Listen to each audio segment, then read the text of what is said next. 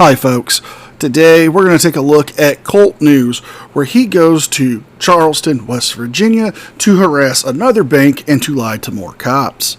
But before we start today's video, a big thank you to all my current subscribers and channel members. Without you guys and your support, I couldn't keep the channel going, so thank you from the bottom of my heart. Also, if you haven't already, please hit the subscribe button, leave a like and a comment because it helps me with the algorithm. Don't forget to share the video, and if you haven't noticed, we have a join button. It's a great way to get sweet perks for becoming a member of the news team, such as VIP Discord rooms, you get custom emojis, loyalty badges, and a lot more. So, with all that being said, let's enjoy today's video. Never heard of City National Bank?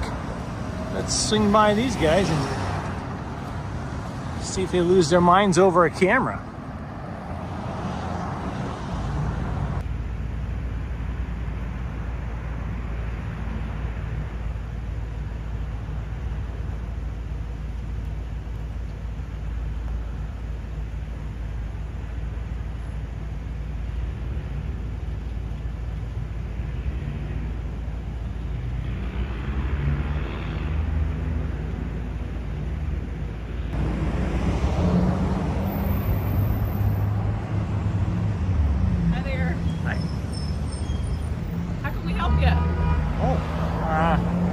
I didn't really need any help. I mean, if you're offering, I could use a Coke or Pepsi maybe. But yeah, but we're just kind of curious what's up. Can't really get into it.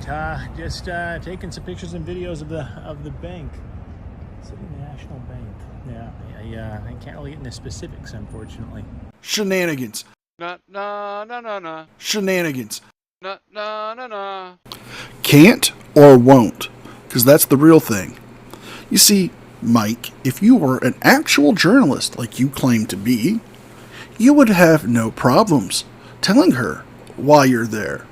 You see, you're a photojournalist, as you said in your last video. So, taking some photos of the building could have been said in many ways. However, you choose not to because you know, as a frauditor, if you can get them to call the cops or to cause a scene or give you the reaction that you are so desperately begging for, you will get what you want. Clicks and views. And so just take pictures and video. We're pretty alarmed that it's happening. So. You're alarmed? What? Yeah. Why are you alarmed? Well, because we're a bank. Yeah, looks like a pretty big bank too, for that matter. I wouldn't worry about it. I mean, you know, I'm not. Well, without understanding, we're concerned about it. I cannot control your concern. You know, with a little explanation, it would help. Unfortunately, I cannot give an explanation. Okay. What I do, why I do it, and who I am, it's just not information that I choose to divulge. Okay. What the fuck are you talking about, man? so you choose not to de-escalate the situation, but to elevate it to the point where cops have to be called and wasting resources. Okay, because you can simply tell them why you're doing this. And then they say, okay, fine, let you take your photos, do what you want. However, you're choosing not to. Now, this is grounds for them to be suspicious due to the fact that this could be a way for them to test out response times of law enforcement, so they could be casing the bank. And like you said, you're taking pictures of the windows and doors. So you can, see what kind of alarm system they have, what kind of panes they're using, what kind of locks they're using. Now, before anyone comes to the comment section and says, well, that's just all Hollywood stuff, they don't really do this. No, this happens a lot. They will do whatever they can to find out the alarm system specs, to test the response time, and whatever it takes to rob a bank. The North Hollywood Bandits used to watch action movies of bank robberies and, committed some of the most violent and terrifying robberies in the early 90s. And so if we ask that you don't record or take pictures of the bank? I would ask what your concern is. Yeah. That you're recording or taking pictures of our doors and windows and exterior, and it makes us concerned about what can happen. So give me like a realistic worst case scenario. What is the concern? Are you afraid that I'm photographing the doors and video or windows to, I don't know, come clean them later? I don't know. I mean, what's the concern exactly? It's very odd. It is odd. To see happen. It is. It's unusual to see somebody out taking photos of a bank. I mean, granted, public photography is not unusual per se, but Right. yeah, you know, stopping and taking pictures of a bank. So yeah, I don't know what to tell you. I can't really get into specifics, unfortunately. So it's just I just do what I do, and you know, I have a job to do, and I just go out and do it and turn it in. So. Okay. You're lying. Can't give any specifics, unfortunately. Okay. All right.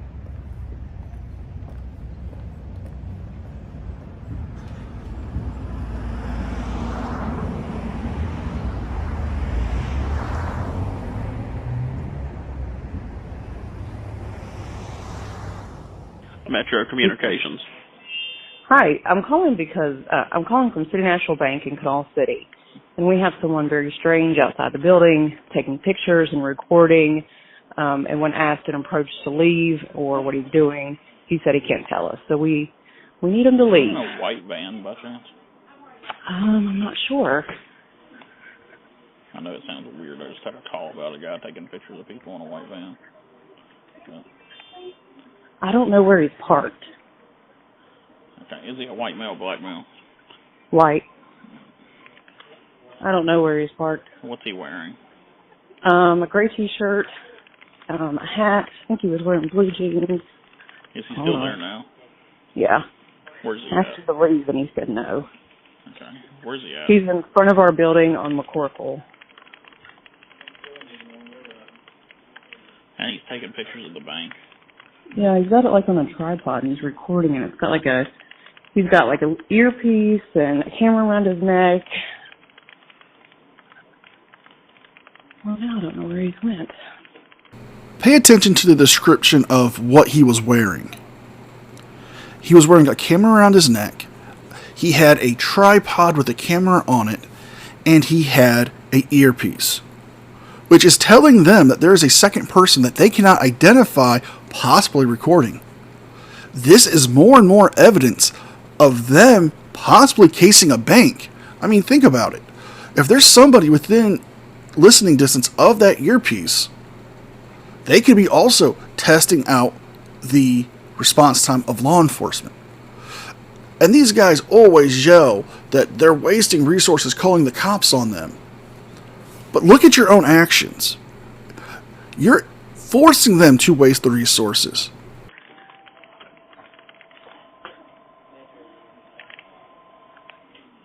What's your phone number? And your name? Do you want to talk to law enforcement? No, that's okay. And that's the one at 3601 McCorkle, right? Yeah, it is. Okay, he's still there right now. I'm going to the other part of the building to look out.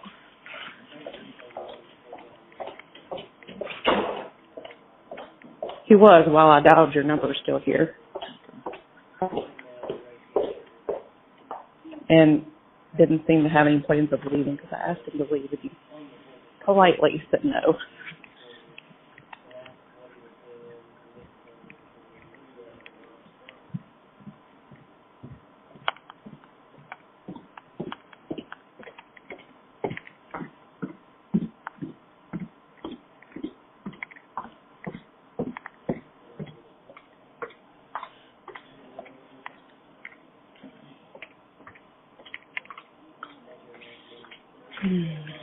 We have two officers coming out that way now, so Okay. I'm having a hard time getting a look at that side of the building. you're fine. Yeah. On the two corners, I don't see him, but I don't know that he's not still on McCorkle. Okay. So he's not where you last saw him, though? No. He was in front of our doors facing McCorkle. He's moved down the building. And he was also recording our drive-through and had a mic on his tripod, which is, that concerns us because the customers through the drive-through are telling us account numbers and information.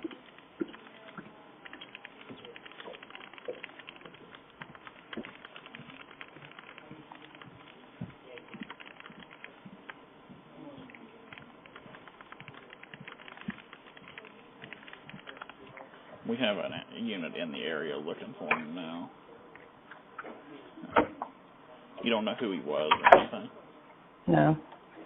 Alright. Since he's in the area, I'm going to go ahead and disconnect. If he happens to show back up, just call back here and let us know. Okay. Okay, thank you. You're welcome. Bye.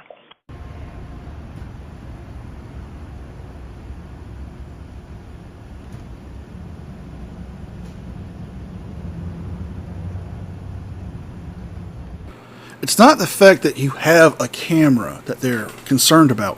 It's the fact that you are not trying to de-escalate or resolve any situational problems that may come from this. Because you could have easily told them a harmless reason why you would be there to film, or that you're just filming on public property and you're just wanting to test out the First Amendment because you're an auditor. But instead, you give snide and almost sarcastic responses to them. You lie to them. For what? Can you answer me that? What of all of these tactics that you frauditors use help us with the First Amendment?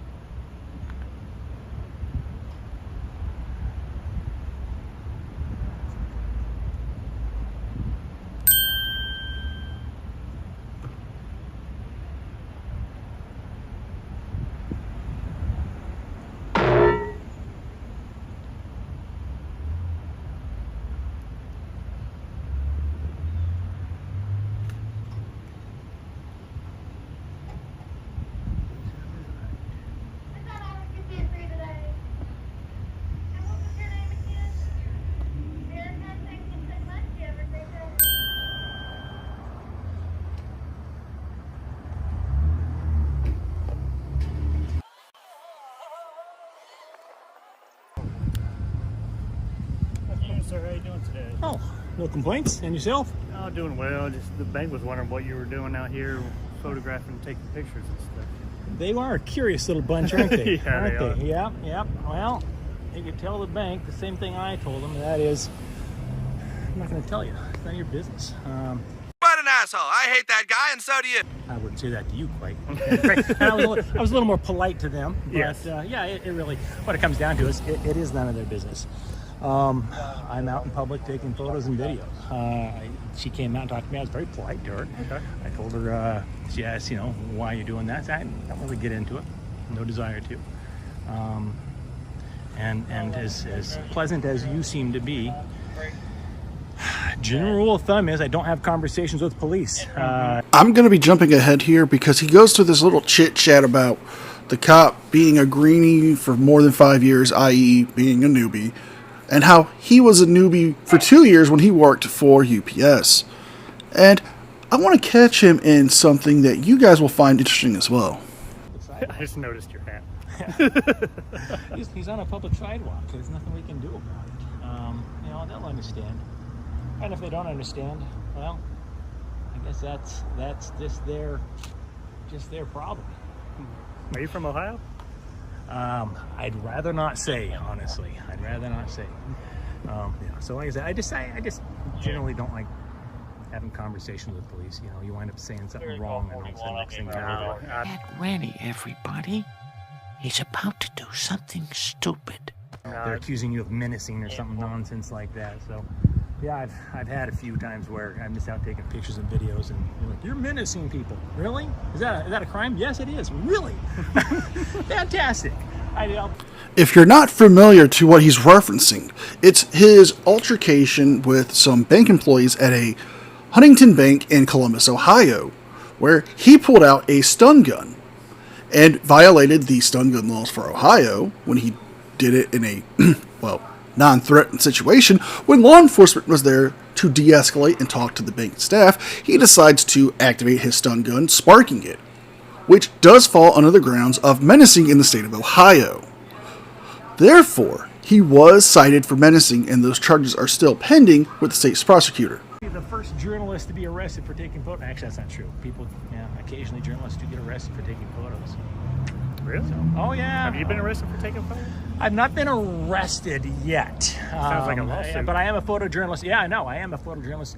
Ladies and gentlemen, I hope you enjoyed the video. And just remember, anyone who calls himself a journalist is a And it does happen. So who have we got here? We got Officer Moriarty. That's a weird.